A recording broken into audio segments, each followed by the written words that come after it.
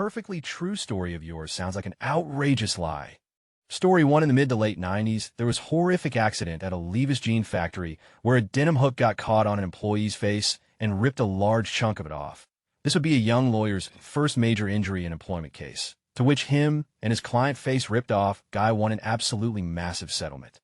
This young man would use the money made off this settlement to fund putting his and his wife's egg in a freezer for 3 years. Put that in another woman, and boom, they had a baby. That baby is me. I always get to tell people I was conceived in 1997, but born in 2000. The lawyer was my dad, lol. Story 2. I was mugged in Vienna, but it just so happened that on that day in that park, there was an uncover police sting targeting this group of muggers. The police watched this guy mug me nonviolent, and then he was arrested, and I was asked to go to the police station to identify him and sign a statement. I went, and there was tons of waiting around, and eventually I told them I had to go to catch my boat to Bratislava. They told me I would never make it on foot, so they offered me a ride. So along with my backpack, I was put in the back of a police van. The officer driving decided to go for a trail ride like chasing down murderer.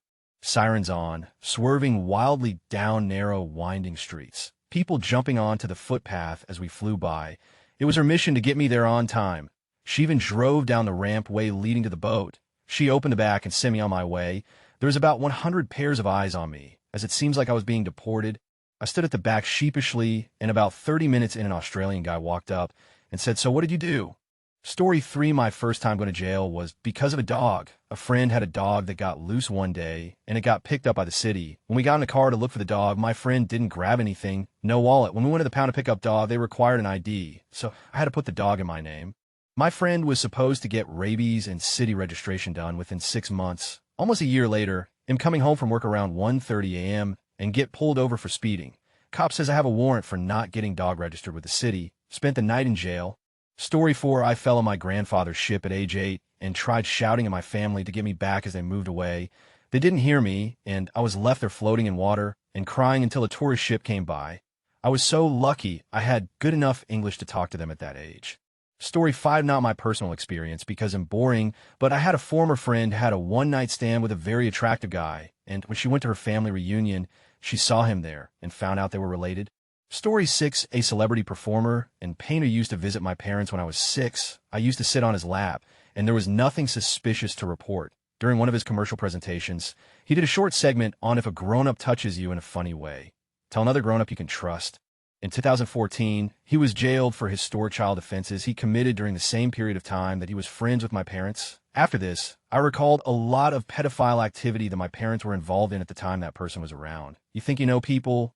Story 7. My kindergarten teacher slit her wrists in our classroom, hoping students would find her. We did. She lived and returned to finish out the school year a few months later. Story 8. When I was a kid, my parents let me pick the lottery numbers one time. I got 4 out of 6 right, and they won like 50 for it, so they bought me a Super Nintendo game. Story 9. When I was a young adult, there was this girl I liked. Her best friend liked me. They hung out together all the time, and it was hard to get them apart. I'd often have to do something with both of them to do anything with them. The girl I liked told me I should at least go on a date with her best friend so that it would clear the air before I went out with her. I took the best friend on a date. It went nowhere, and then took the girl I liked out, and it went well. Then all of a sudden, less than a week later, they both decide they don't want to date guys anymore and start dating each other. It felt really good on my young ego to help them figure that out.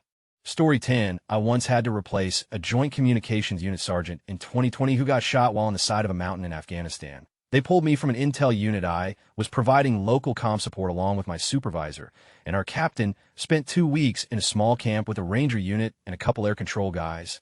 I was on night watch with my captain, and about 4 days and we started taking fire from the shepherd who we saw moving sheep every morning at 4 a.m. like clockwork. I took a bullet just above my chest plate, and the only thing that saved my life was my radio that I moved off my shoulder so I could better brace my rifle.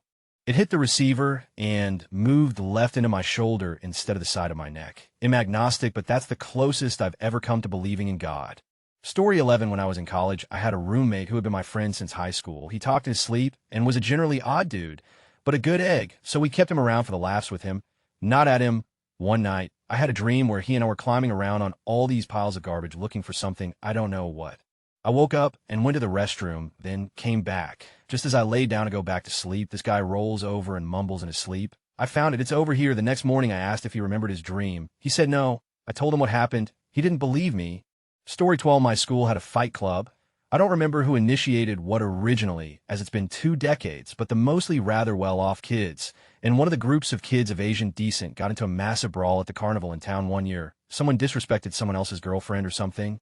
The fighting continues for a couple weeks, mostly little one-on-one skirmishes, until it suddenly stops, except the same kids are still showing up to class with black eyes and the like. Turns out, the school and police were threatening tougher action with actual consequences, so the two groups hashed out a place to meet on weekends and just fight. There's still a ton of tension between the groups, and even shared classes could get a little heated due to this. During this time, a guy named Stan raped one of my friends, who mostly hung out with the well-off kids. Stan is part of the well-off kids group as well, and plays the special sport where the entire town seems to think winning the state championship is more important than anything else.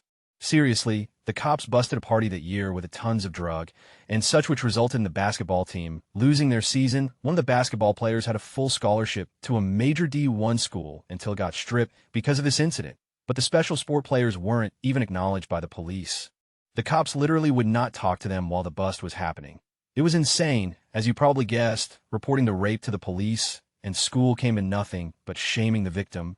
A group of a dozen or so kids even organized reporting it to both the police and school daily. But that got shut down when the police started to threaten legal action against the people reporting the incident, submitting false criminal reports or something like that. This in turn got reported to the local paper, but nothing actually got published. The rape happened over the weekend, and all the reporting and such happened during the school week. Come the following weekend, when it's Stan's turn to participate in the fight club, both groups jump and kick the ever-living out of him. And it's bad.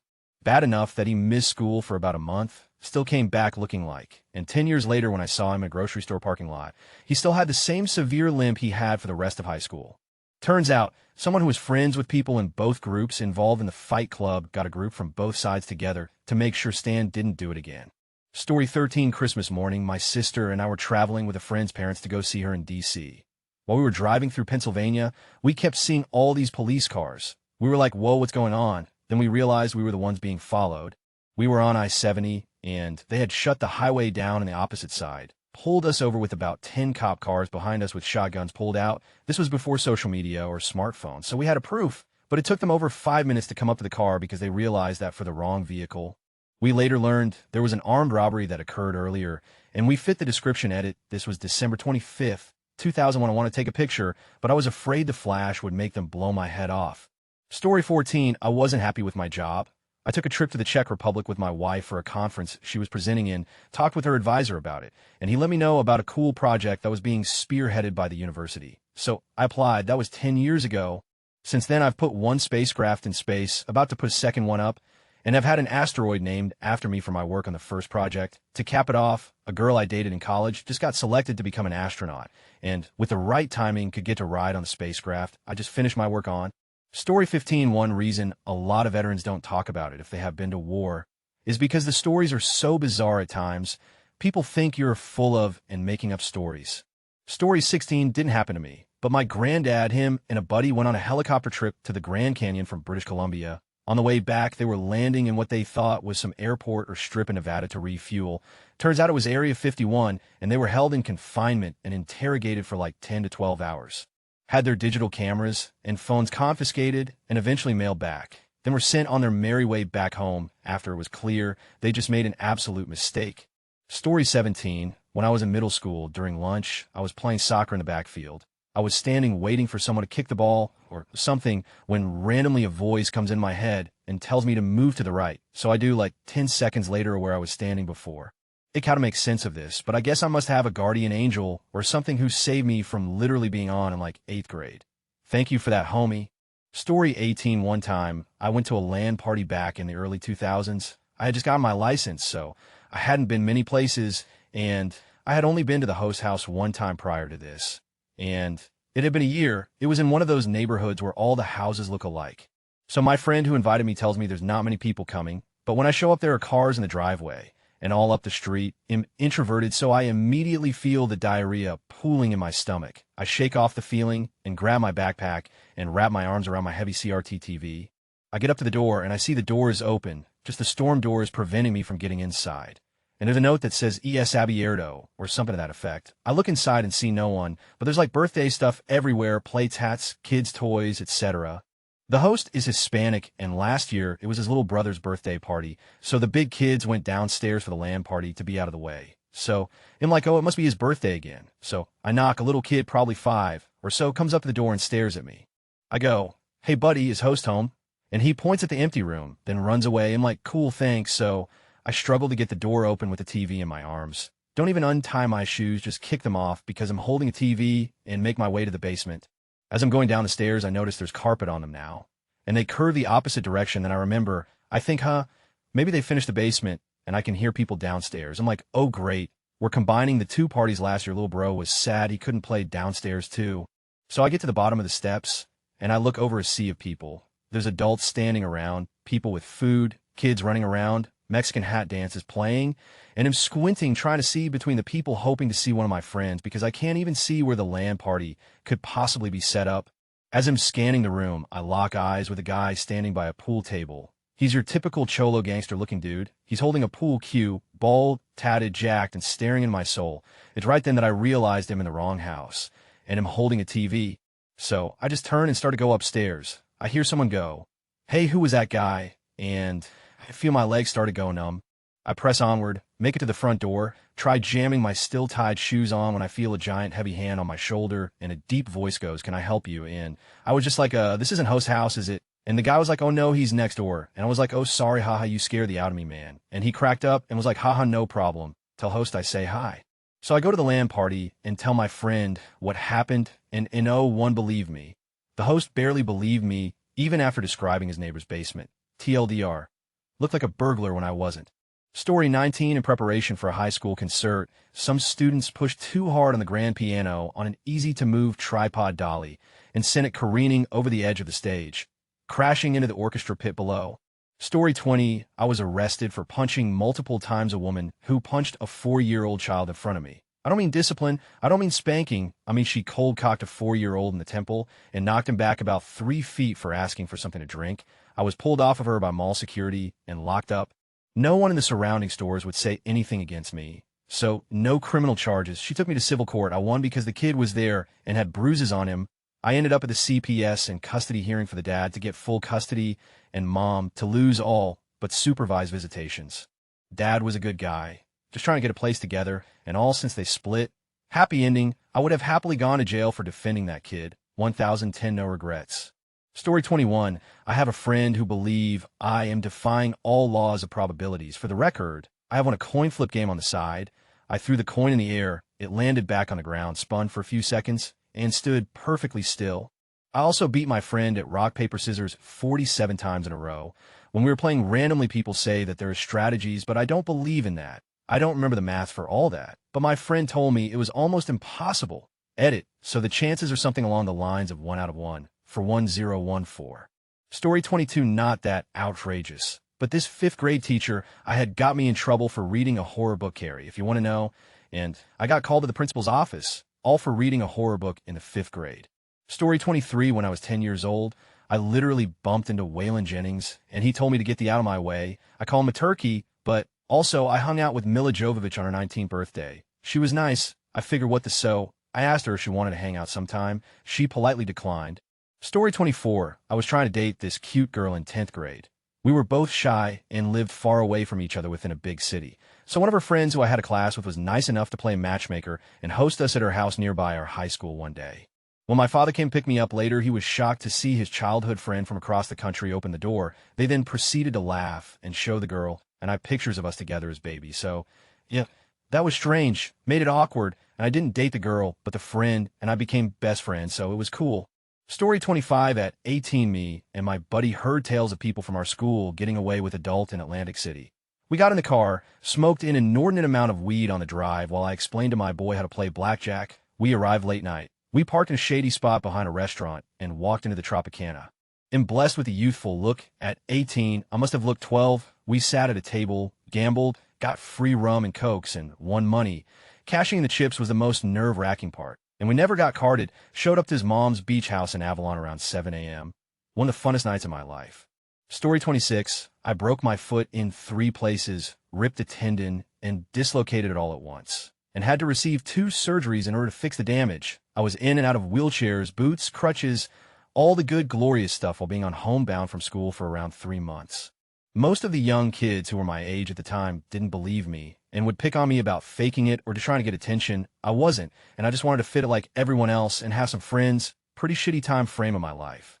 Story 27, I had a crush on this boy in grade 7 who went to a different school. I used my magic 8-ball to get a random date of when I would see him again. Will I see him in January, February, etc.? I marked it on my calendar and forgot about it. A few months go by, and I see him again on that date. Didn't realize it until later that day when I read what I had written on my calendar before. Don't think it's mystical or anything, just a huge coincidence. Story 28, around the turn of the millennium, my uncle hurt his back really bad. It was so bad that he couldn't move at all for several weeks. My granddad also had massive back problems, so much so that he once went to a healer to have it looked at. The healer was a little old Chinese man that lived far out in the sticks. And my granddad claimed that it actually helped. So one day, granddad decided that he had to take my uncle to the him. He carried my uncle out of the house and placed him on a mattress in the back of his truck. Then he drove him several hours away to the healer, who was working out of his garage. The only thing he had in there was a simple metal table, and he told granddad to lay the patient on it. Then he started working. The healer never touched him at all. But something happened. After 4 to 5 minutes, he said, "Now we have opened you up. Now the real work begins." My uncle later explained that it was like something flowed throughout his whole body and exited through the bottom of his feet. It was really powerful. At the end of the session, he told granddad to hold his hand under the table. He said it was just like putting your hand inside of a deep freezer. An eerie coldness was emanating down from it. The whole session was over in less than 20 minutes. And at the end of it, my uncle, who had not been able to move at all for several weeks, got up by himself, walked to the truck, and drove home himself.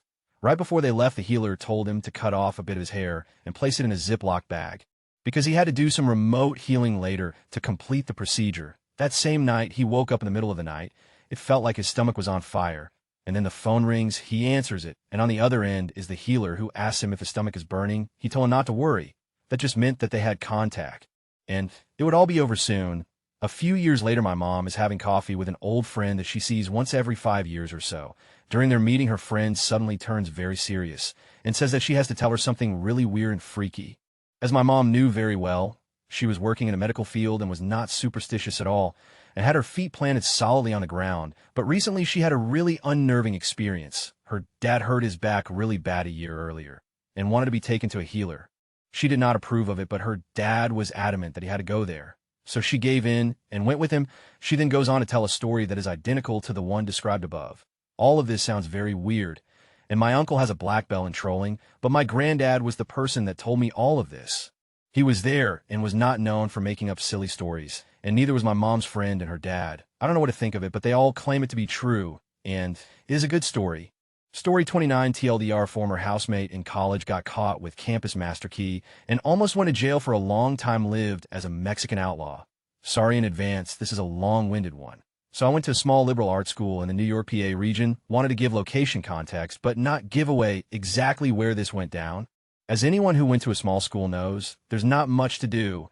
As the degenerates we were, my friends and I had a knack for finding interesting ways to keep entertained. My friend, we'll call him Chris, was a genius. However, Chris was mostly using this genius to buy and sell drugs and do other mischievous deeds.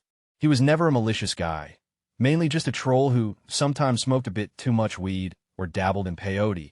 Chris, for a long time, was trying to get a copy of the campus master key, held by campus police and other campus life folks.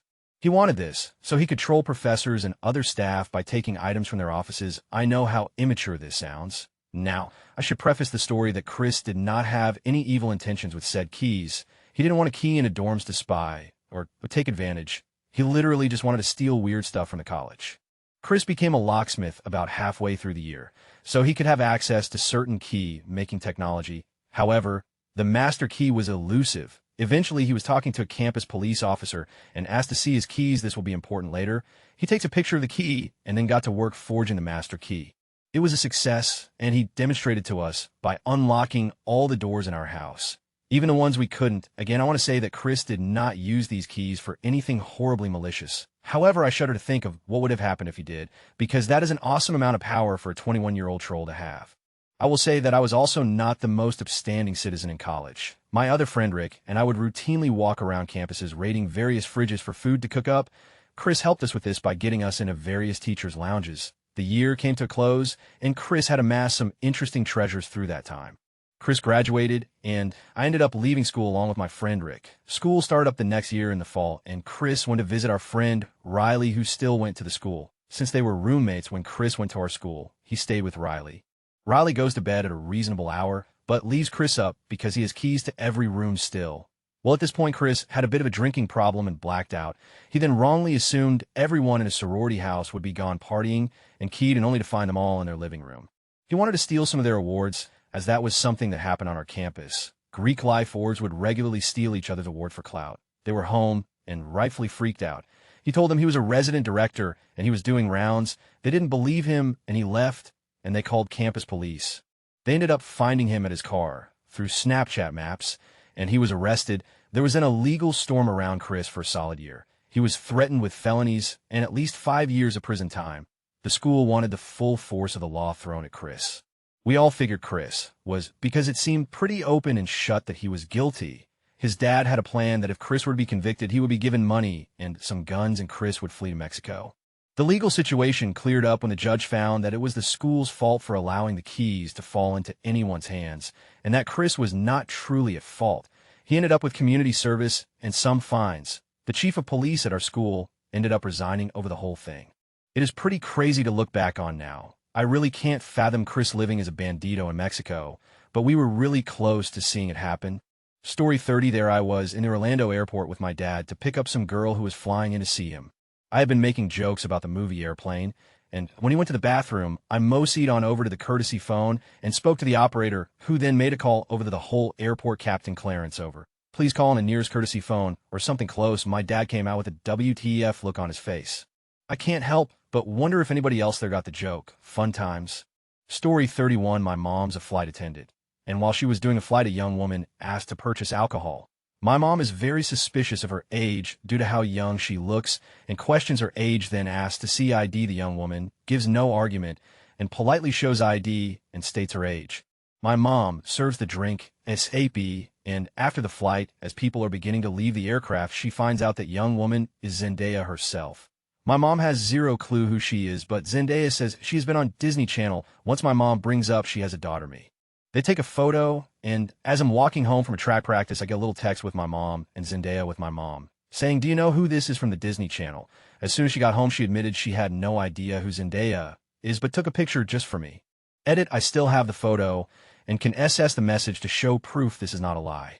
Story 32, I went out to an 18 club one Thursday night, started drinking and having a good time, saw a dude sitting in the corner along with a bottle of vodka, and went over to chat. Turned out to be Mac Miller. This was in Pittsburgh in 2011, so not huge yet. Ended up hitting up an after party with him and his crew. Made it home around 7 a.m. Showered and made it work by 8. Drank multiple Red Bulls to get through the day, but worth it. Story 33, I have a family member who is not famous, but has been on Broadway and has recorded some albums. I was visiting him in LA, and we hung out with a sound engineer friend who was working on an album with Exhibit at the time, 2006. He says, "You want to go meet him?" And we're like, "Sure." We go into this big rehearsal space, and Exhibit was in there with his whole crew, and they're getting blazed. X himself passing me a joint after introductions, and I smoked up. He went on to do like 4 or 5 songs for us that hadn't even been released yet. He was a very cool dude. That is really my only cool story. Story 34, I, a very normal, working-class person, dated the brother of an A-list celebrity in my early 20s. I also didn't know this for about 2 months because he very understandably didn't shout about it. I just thought his parents had a weird fascination with this particular celebrity, and that's why there were photos of them scattered around the house. I'm not going to disclose who it is, because he has a small media presence himself, and searching his sibling can lead to him being found too. And while he was it wouldn't be acceptable for me to just put his details out there. Story 35, I helped a student escape a sort of trafficking situation. Weirdest part was that a coworker at a part-time job and my then new boyfriend had actually met and interacted with the sleazy guy who wanted this girl as a mail-order bride. Neither my coworker nor boyfriend had any connections to each other than knowing me, and both interactions had occurred more than a year before the entire incident unfolded. Story 36, my family played a lot of mini golf growing up. most frequently at a place right down the street from us. This location has 3 courses that all start and wrap up pretty close to the entrance exit. The 18th holes are all raised up off the ground. Course 1 has a ramp to a plateau, and the other 2 courses have a half pipe that throws the ball back toward you. But up onto a plateau, if you manage to score a hole-in-one on the 18th hole, you get a coupon for a free game. When I was 10 and my sister was 8, she hit the ball so hard on the 18th hole of the course with the ramp that the ball flew over the plateau, hit a brick wall well behind the hole, and bounced up to the plateau of a different 18th hole, and went in. The story even has a perfect "that happened" ending because the owners saw it happen, and therefore awarded her the free game coupon. Story 37. So during the killer clown craze during 2016, if I'm right, I was on the school bus, and my bus driver was like a 50-year-old retired cop. And I remember we pulled up to a stop that had 2 people outside, and as soon as the driver opens the door, all we see is him get into that medical compartment above the driver's seat and pull out a pistol, and very slowly one person got on the bus, and the driver got out. During my last week of school in that town, I asked him what it was about, and he said it was a creep with a mask and a knife. I hope that sucker is still rotting in prison. Story 38, how I cut my buddy with a sword. Basically, we got told that stabbing a lithium-ion battery makes it explode. My cutlass just happened to be nearby, so we used it to stab its spoiler. It didn't make more than A after that. We wanted to see the inside of it, so he hold it, I lay my sword on it, and then up a few inches and almost straight down. I say almost because it got his thumb. He got taken to the ER and got 9 stitches. Story 39, my first car was a creamy yellow 76 Ford Grand Torino with a white stripe and hardtop. It was the 90s. I live in a small rural town in the South. One evening after work, some coworkers and I went to the local bar and drank a good bit. We ended up back at the trailer of the male coworker. Gay man living with his sister in a trailer park in Podunk, southern town. It wasn't the height of glamour, but they had a jukebox, so we drank and we danced. One of his sister's very butch lesbian friends started dancing too. I didn't notice because I was so drunk, but everyone else had left the room. I guess they went out to smoke because all of a sudden my 2 girlfriends burst into the trailer and yelled, "Your car has been stole." I ran outside, and sure enough, my car was gone. Then down the road comes a creamy yellow 76 Ford Grand Torino with a white stripe and hardtop. Me and my girlfriends are waving our arms and screaming, "Stop, stop." The car stops and rolls down the window. The butch lesbian I had just been dancing with thrust herself into the open window and yells in a young, very stoned, black guy, "You stole her, sir." The guy very calmly kind of laughs it off and says, "Nah, this is my car." As I look in the car, I notice that the interior is the exact same as my car, except it has grain finishes. Mine did not. I tell the lesbian that it's true the car isn't mine. I apologize to the guy, and he's super cool about it. We acknowledge that we've seen each other driving around town a few times, and we introduce ourselves. His name is Jeff. Jeff promises to keep an eye out for my car and drives off. Just as I'm about to call my parents, we see a creamy yellow 76 Ford Grand Torino with a white stripe and hardtop driving up the road. It parks right in front of the trailer, and my coworker hops out. We ask him where he's been, to which he replies that he went to buy gum. His sister is livid and starts yelling at him about how he went to buy meth, and she was sick of his. Me and my friends decided that was our cue to leave. A few months later, I'm out partying again with a friend and her brother. Her brother and I hit it off in my drunkenness. He convinces me to with him to his office.